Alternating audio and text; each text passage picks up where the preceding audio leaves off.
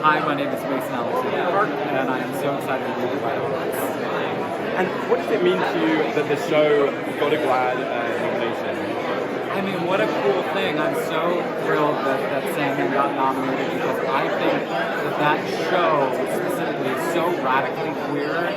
Not only were the queer characters given the opportunity to be baddies, to be the characters, like it just celebrated the normalcy of queerness in a way that Neil Gaiman always intended with his work. He included queer and gay characters and trans characters in the comics in 1988, 89, so it's like, it's hilarious to see how a lot of the issues that were happening then have not really improved, if not gotten worse.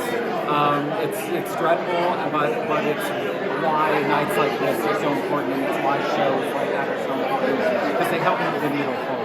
So I'm really grateful to be a part of Sandman, and happy that it's getting the recognition it deserves. And there's also so much excitement and love for both Sandman and for you online for the character and for yourself. Like, what has that meant to you to be on the receiving end of all of that enthusiasm and love? I feel so lucky. I never thought in a million years that I'd get to be a part of something like the Sandman. As a trans person, I don't think I imagined myself getting to tell the stories that I get to tell. And so I feel really, really, really grateful. And the online support has been outstanding, and it's really nice that people not only watch the show, but respond so deeply to the characters and to the themes. Because that's what you want when you make something. You want people to receive it and to fall in love with it in the same way that you fell in love with it. And I fell in love with comics, a long time ago. So it's nice that a new generation of people are experiencing the comics now through this TV show. And I spoke to Shakina about the episode that she co-directed, and just how many, the first time I saw a gay character on TV that was positive, and it's kind of mixed when you look back at the show, was Quantum Leap. I remember exactly where I was sitting, and so to be able to use a show like that for the kind of LGBTQ inclusion and representation, I mean, what does it mean to you to just see it, but then also to be part of that with Quantum Leap? Quantum Leap had like a really, the old version and the new version, it has this amazing capacity for building empathy, for telling stories about marginalized communities and about people that may or may not be amplified in the same way on a network television show.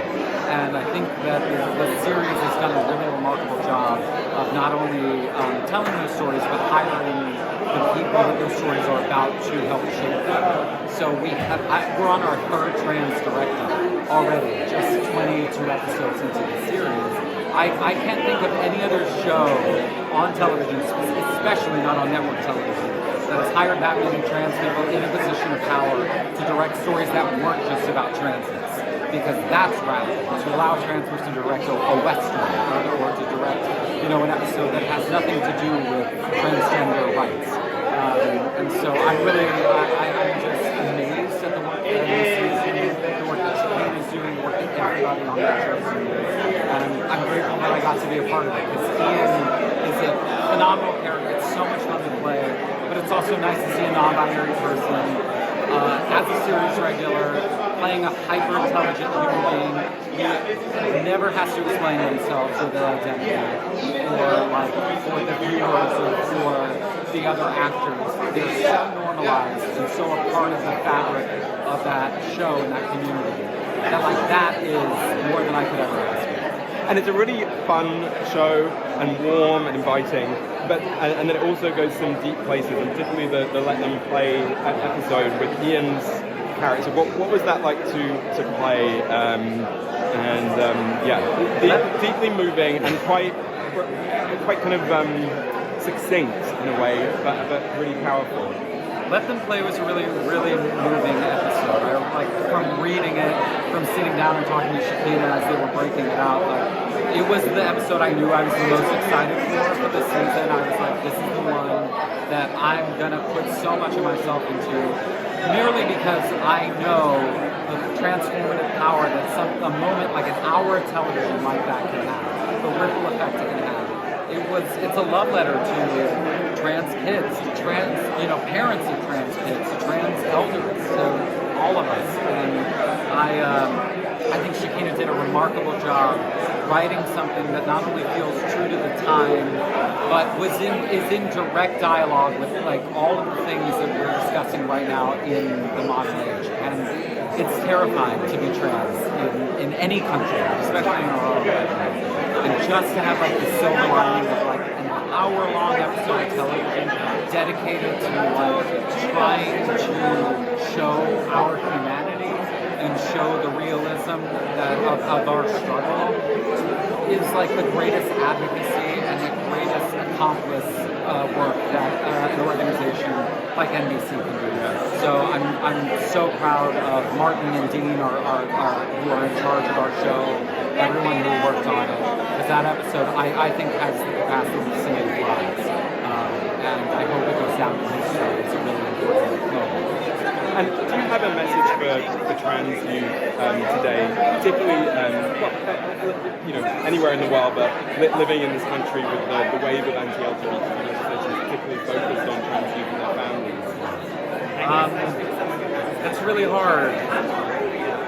I mean, stick it out. Like, stay here as long as you possibly can. Suicide rates are skyrocketing because people are not only demonizing a community that is already so marginalized and under so much pressure and scrutiny, but they're doing so in a way that is intended to eradicate and erase generations of queer and trans people.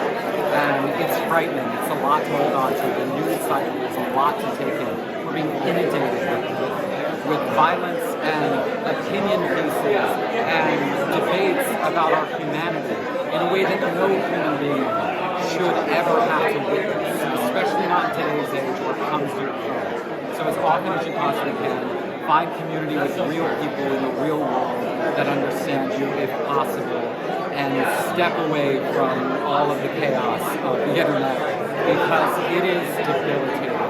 Even as someone who has access and privilege because of what I do for a living, I can't take it in so many ways, and it is so hard. So I cannot imagine what it feels like for someone in the middle of Minnesota or in the middle of Tennessee who does not have the same access and the same community and the same distractions.